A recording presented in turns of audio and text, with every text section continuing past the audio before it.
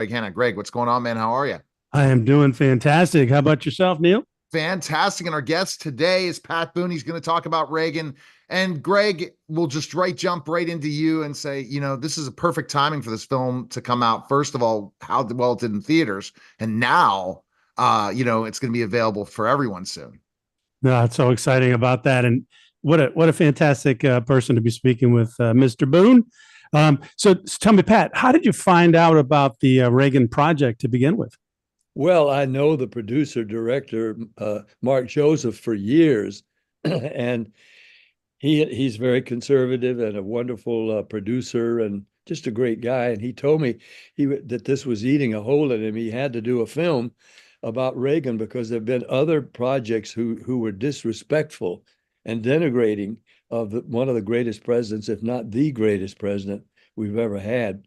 And so, of course, I told him a story which he had to put into the film, which hardly anybody knew, although it had been written about in a book about where a friend of mine, a businessman named George Otis, and I and my wife and a couple others went to the a Catherine Kuhlman meeting, a worship and healing service in what am I in Sacramento. And of course, Governor Reagan invited us over because we'd been friends since before he was ever governor, and our kids went to school together. So we went to his governor's mansion to have a visit with him, and in the afternoon before we headed back to L.A. And as we were about to leave, George Otis, this businessman, said, "Governor, can we have a word of prayer with you before we leave?" And the governor said, "Well, of course." And so we joined hands, and my wife and I and a couple others said a few words of prayer. And then George Otis, who was holding Reagan's right hand, and I called George the Electric Man because he was a terrific businessman. But when he was, quote, in the spirit, his hand just quivered with excitement. And so he was holding Reagan's right hand, and he started to finish the prayer. "Lord, thank you for our country. Thank you for our liberties. And most of all, thank you for this man who," and he stopped. And there was a pause, and we wonder what's happening. And then in a different sounding, his voice, but sounding differently, he said, "My son, I'm well pleased with you. If you continue to walk uprightly before me, you will dwell at 1600 Pennsylvania Avenue." And there was another pause. And then George finished the prayer in his normal voice. And we all looked at Reagan, and he said, "Well, that was something. That was something." That's all he could say. He didn't know what it was. And when we filmed that scene, which had literally happened, it was prophetic. And of course, it did come true. Not at the next convention. Reagan was not nominated. Ford was. And so we wonder whether that prophecy was real. But of course, afterwards, when Reagan was not nominated, and he came home very disheartened, and his wife and the others were around him were saying, "You got to go again. You almost did it, Governor. You'll do it." "No, I'm not going to do it." And Nancy said, "Well, you remember that when that preacher said what he did in she called George a preacher. He wasn't. He was this man. But he said, "Yeah, but you thought he was a crackpot." And she said, "Well, maybe so, but maybe he was right." Well, of course, he was right. And in the film, when I did the film in Oklahoma, playing George Otis, while someone else, a kid, was playing me right next to me, the young Pat Boone, and an actress playing young Shirley right next to both of us, and I speaking as George Otis with a white wig on, and because he had a full head of white hair, and I asked the Mark Joseph, the director producer, "Can I please say these words to Dennis Quaid, who's playing the governor, so the audience will understand what just happened? Governor, those were not my words," speaking for George Otis. "Those were not my words. I just spoke as the Holy Spirit told me what to say." Mm. Call it a word of prophecy, which it was. It was a literal word of Holy Spirit prophecy, which was true, and it did happen, and he became president 2 times, a great president. So that was a scene that Mark Joseph felt had to be in the film. And boy, it's a great film. I don't know if you guys have seen it, but it is I know it's going to be soon available on Amazon. That's what I was seeing that happening soon. Yeah. it not only is very respectful and accurate concerning Reagan himself, but there's John Voight and other great actors playing very significant people, and it's a love story. Penelope Miller, I think, plays Nancy, and it is a wonderful true love story as well as a fantastic historically perfect film about one of America's greatest heroes. Mm. Pat, before I go throw it back to Greg, I guess what you're saying is by being part of this project was so important because you saw how the legacy of Reagan was not portrayed well. What do you feel? What do you think is so important for people to remember about Reagan? That he was a man of principle. Oh man, those words make me almost cry. We need people with principle, solid, ingrown principle, not just saying whatever they think people want them to say and trying to get elected and making all kinds of crazy promises that cannot be kept. And that's what all the liberal politicians do. They promise you the moon and they can't deliver, and they haven't had the experience to do it in the first place, and they don't even intend to do it. They're just trying to win the election and get themselves into position for their own benefit. And we need people with rock solid principle. Reagan never wavered. And when Dennis Quaid is there at that wall in Germany, Mr. Gorbachev, tear down this wall. And it's portrayed this way in the film. The people around him advising him, please don't say that, Governor, and Mr. President, don't say that. Well, he didn't argue with anybody. He just did what he felt he should do, and he did it. Mm. And that's the kind of when we had Washington, Jefferson. Of course, they had slaves, but they knew it was wrong, and they were going to get rid of that principle, which was a false principle, a bad one. And of course, Lincoln did it. And here's a lot of kids trying to teach kids that we were built on slavery. We were not. Slavery was just a part of the world at that time. And some of our best presidents were born into families who did have slaves, but they treated their slaves as human beings. In fact, Jefferson had a couple of children with one. She was a second wife, Jefferson. And he proclaimed that this institution is wrong. We've got to do away with it. He was the one who said all men are created equal and endowed by their creator with certain inalienable rights, life, liberty, and the pursuit of happiness, not the guarantee of happiness, pursuit of happiness. So that's what I'm crying out for in a song that I've written called "Where Did America Go?" And it's a Bob Dylan type song. It's all over TikTok. I had no ambition to be on TikTok, but here's the sort of the picture, which is it shows an old farmer's barn and that American flag hanging proudly on it. But it looks rather desolate, looks rather forlorn right now.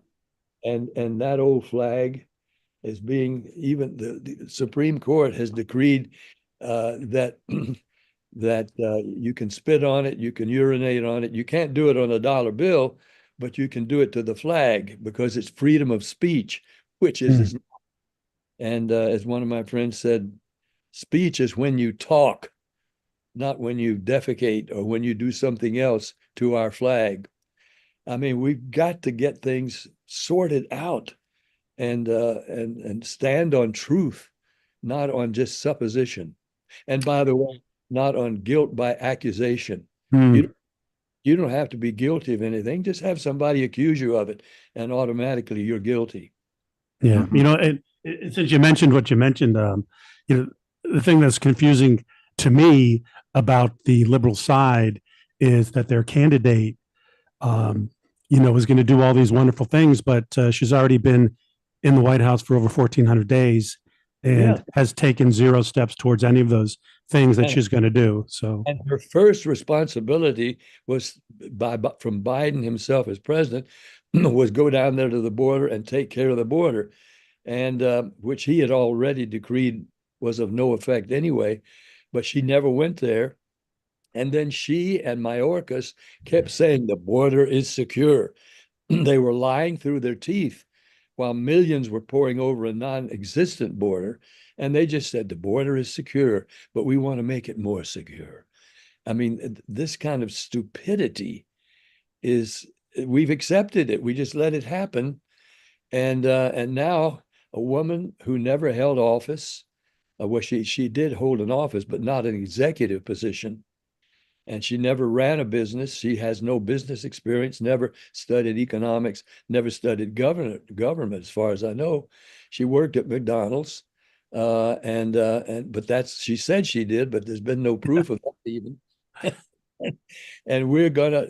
I keep wanting Trump to say not a lot of the things he says about himself, but simply the presidency of the United States and the chairmanship of the American military is a man's job. You're going to be looking across a table from the dictators of China, Russia, the mullahs of Iran, Hamas, North Korea, and they don't even consider you're worthy of driving a car, yeah. much less telling them what to do. They're not going to treat you with any respect, lady. This is a man's job. And I'm hoping that our government, I mean our voters, will finally see that just because it seems nice, it would be a great thing, for women's rights. By the way, the rights, reproductive rights, we're not reproducing anything. They should be properly called destructive rights, because abortion, the very definition of abortion, is the death of a child. Yeah. And yet celebrating it like it's a wonderful thing. We have to be able to do this. Yeah, they are. I had 4 daughters, and I told them, girls, you're not dating age yet, but you soon will be.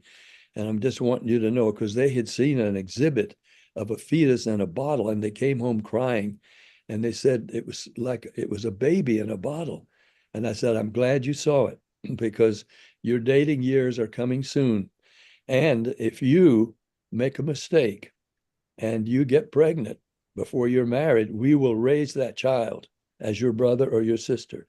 Just keep that in mind when that guy tries to take advantage of you on a date. And I instructed my daughters. See, I've been saying for a long time, I'm all for abortion. Really, I am, as long as it takes place before conception. If you're going to be militant about it and about not having a baby, then don't create one. Yeah. So, Pat, what do you think the similarities of before Reagan was elected and now this whole Trump potential of becoming president? Do you see some of the similarities in a lot of ways of where the country was with Carter that you're seeing with Biden, that we see with Biden? Oh, of course. I see us going over a cliff. In fact, a book I've written, an autobiographical book, I see America like a raft floating peacefully along the river, going just great. But now it begins to pick up speed. And way up there in the horizon, there's steam rising, foam rising, and some thunderous sound. And we're headed toward a waterfall. We are headed in so many wrong directions right now, economically, politically, socially. And we're proclaiming and promoting things in film and television, absolutely corrupting the minds of our kids.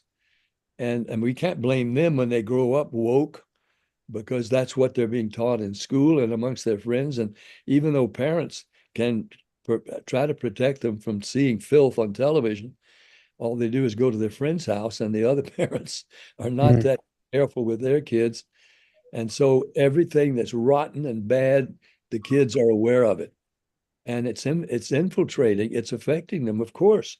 They're impressionable, and they will be affected by what they see and hear and what their friends think. And we're just letting it all happen before our eyes. It's we who have to stand on principle and elect people who do too. Yeah.